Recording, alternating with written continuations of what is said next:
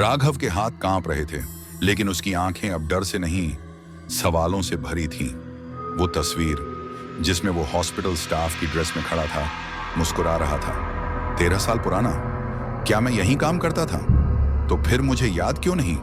और तभी उसके ठीक पीछे धीमे कदमों की आवाज गूंजने लगी। वो मुड़ा, पर गलियारा खाली था। फिर अचानक हॉस्पिटल का सायरन गूंज उठा। तेज लाल रोशनी पूरे कॉरिडोर में फैल गई। कमरे के अंदर से किसी के रोने की आवाज आई। माफ कर दो, मुझे माफ कर दो। राघव कांपते हुए उस कमरे की ओर बढ़ा, अंदर घुसा। वहां एक कुर्सी पर वही दूसरा राघव बैठा था। वही चेहरा, वही कपड़े, वही आंखें, लेकिन इस बार वो रो रहा था। उसने सिर उठाया और धीरे से कहा, तू नहीं समझेगा, तू सिर्फ मेरी याद है। मैं ही वो था जिसने। और फिर दीवार पर प्रोजेक्टर की तरह एक पुरानी वीडियो चली, हॉस्पिटल की सीसीटीवी फुटेज। राघव एक पेशेंट पर चिल्ला रहा था, फिर गलती से उसे इंजेक्शन दे दिया, जिससे उसकी मौत हो गई। वो हादसा छुपा दिया गया। राघव की याददाश्त चली गई और फिर वो इस जगह से दूर भेज दिया गया।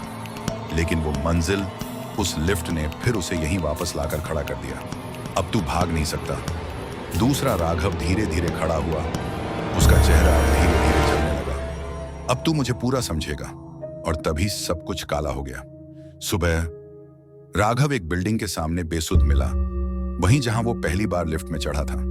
पास से गुजरती औरत बोली, हर साल कोई ना कोई यहां बेसुध मिलता है।